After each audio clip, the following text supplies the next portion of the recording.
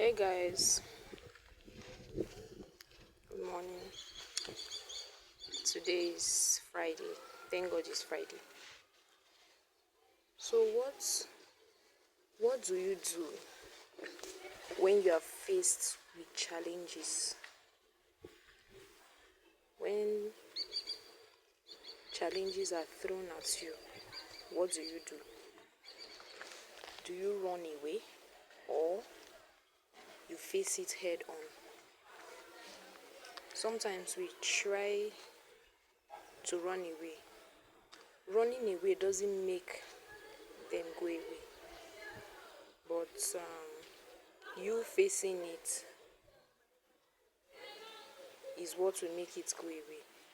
So stop running away from challenges and face it head on. Bye guys. TGIF.